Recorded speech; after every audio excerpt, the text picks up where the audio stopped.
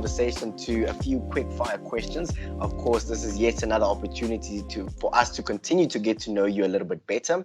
And I would like to start off with this question.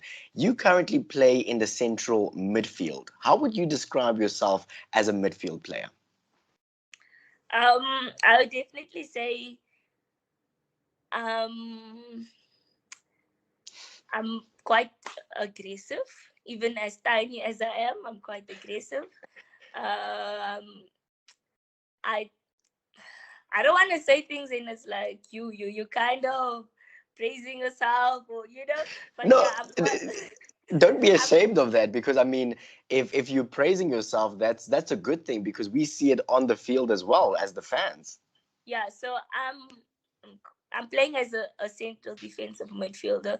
However, I do try and get myself into the final third of the opposition as well, because I do have that thing of wanting to score, because I've also played as an attacking midfielder. So currently I'm playing as a central defensive midfielder. So yeah, I'm a good tackler of the ball. I'm a good passer of the ball and getting into spaces a lot. But I also have to say my game has matured a lot and I keep it much, much more simple now. And I think that's attractive. Simple football is very attractive. So yeah, I watch a lot of the likes of 𝗀cie𝗰𝗶𝗹, Ferrati. Used to be I'm still a huge fan of Iniesta as well. So yeah, those are how I try. Those players are kind of where I try and keep my game close to. Yeah. Oh, absolutely beautiful. Tell me a little bit about some of the players that you enjoyed playing with at the University of the Western Cape in terms of their women's football team.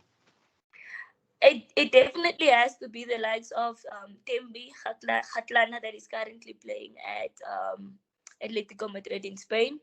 𝗀𝗵𝗃𝗃 Smidt. Also she's been to a few clubs abroad as well. Recently played in Sweden. 𝗀𝗻𝗃𝗃 as well. Um, Nicole as well, Nicole October, that actually we went together to 𝗀𝗃𝗃. So yeah, I think I've played along. I don't really want to single out people, but I've played alongside very, very talented players. It's just been great to be able to get the chance to be playing alongside them. Yeah. Oh, absolutely beautiful. Now, you mentioned it with a few of those players, for example, 𝗀𝗵𝗃 playing international as well. I would like to ask you the question, is there possibly any team that you would like to play for international as well? Because, I mean, given how well you're doing for Mamelodi Sundowns, there is a possibility that at some point in your career, you would love to move abroad as well. Definitely. I would definitely want to move abroad.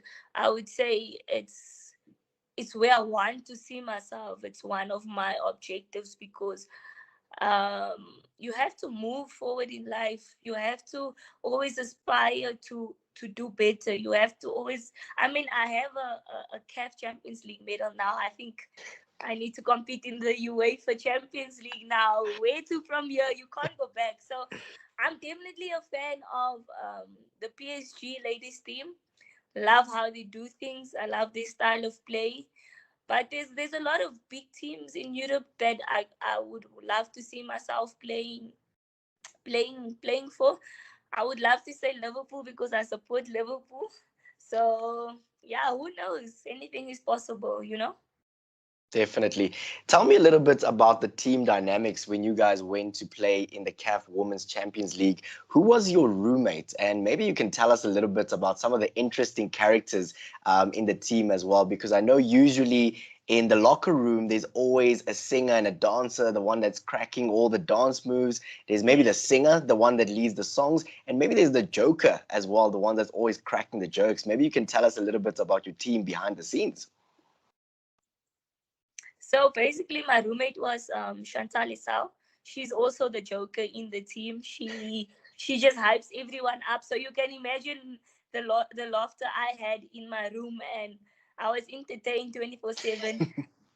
I was entertained so much every day. So the dancer in our team, I think most people know, is 𝗀𝗃𝗃𝗃. She does dancing as well on the side, and then the singer is 𝗀𝗃𝗹𝗶.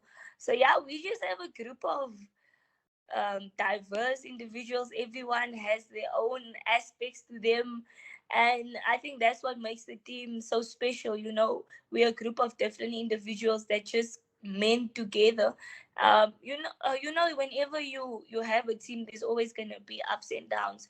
But I think what made the team so amazing is that we always overcome our challenges as a team, and we try and fix our challenges as a team. So yeah, that's about it of the team, and the characters we have here and there. But my roommate is definitely a big character, big personality. So yeah. Oh, absolutely And then beautiful. we also have Yes. Regina. So yeah, that one just prays for us 24/7. It's always Beautiful. going.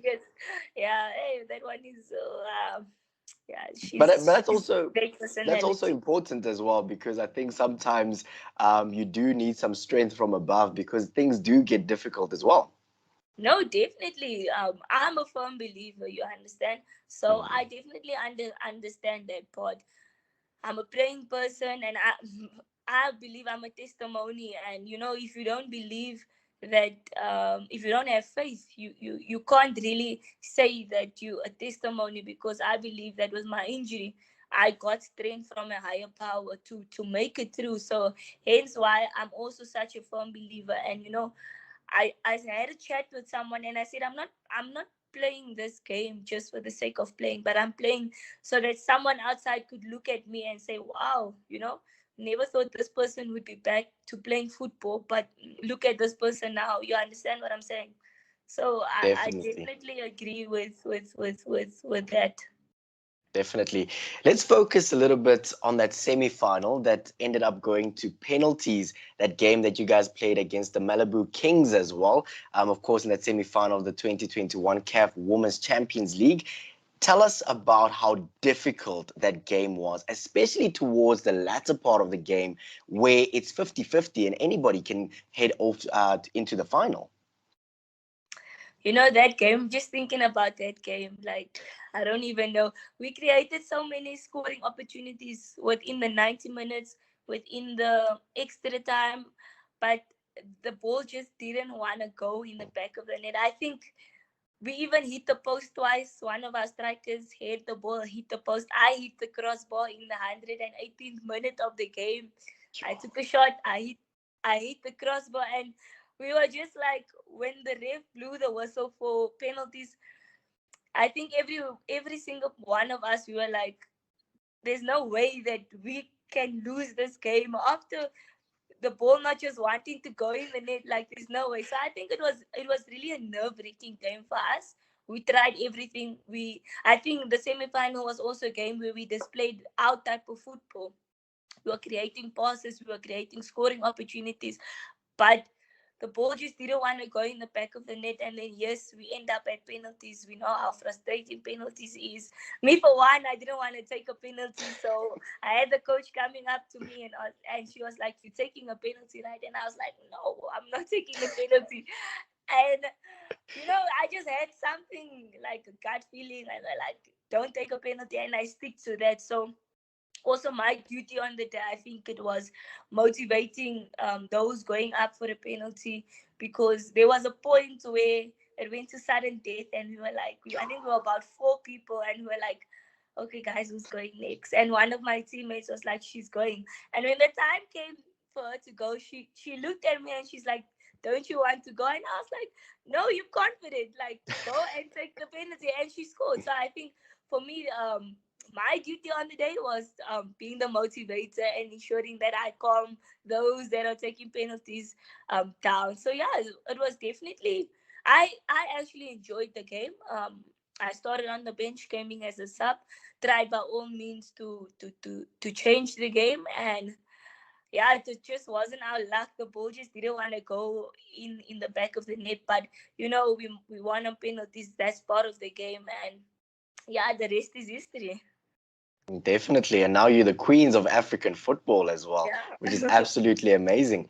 I'd like for us to touch on your journey with 𝗙𝗻𝗋, which is quite an important part of your development as well. Tell us a little bit about this journey, as well as how important this was in terms of cementing your career in terms of South African football. So my first call up was in 2015, and it was during the World Cup qualifiers.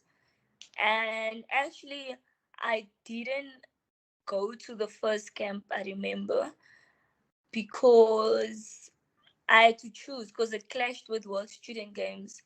And I had to choose, am I going to go to camp with the under 20s, or am I going to go to World Student Games? And I chose World Student Games, not knowing if I'll get a call up when I come back. And the first game was Botswana at home. And when I got back, actually, I got a call up, and it was Botswana away. And I managed to come in as a sub that game. And then we were playing World Cup qualifiers. So we lost out on the last round. It was quite a sad one, because when we were playing Nigeria. When we went to Nigeria, there was three of us. It was me, Tembi, and Trishana. So we had less than 3 or 6 months left on our passport, and we were trying to get the new passports in time. I think the team left already. Like, the team left today, and they were expecting us to come the next day, and the passports wasn't ready in time. So the girls were, I think, 17 players that side. The coach thought maybe that the three of us would be able to get our passports in time, but the girls fought hard that side. We lost 2-1, and then we lost 1-0. At home. So it was bittersweet, but it's part of football. So I think I've definitely enjoyed being part of 𝗙𝗻𝗋. I definitely gained a lot of experience, because that was my first taste of not my first taste of international football, because I was at World Student Games. We played against the likes of France, Italy, and that's also the highest level. So yes, I was definitely grateful for the experience, and then after the World Cup qualifiers, I got called to Banyana and to come and be part of the training camp. I haven't been in a match day squad or part of the team officially, but yeah, that's when I was part of the team. So it was more of a selection camp, and that was when Coach was still the head coach of Banyana. So definitely a great experience. Definitely added to my growth in the game as well. You're locked onto the Sport MBT Insider, a podcast for unrelenting coverage of women in sport. Coming up this Friday, our athletes, coaches, and administrators answer the questions that you have always wondered about. If you haven't sent through your questions yet, just slide into our DMs, tell us your name, where you're from, and leave your questions, and we will make sure that we ask them. Keep it locked onto Sport MBT, where we celebrate women in sport.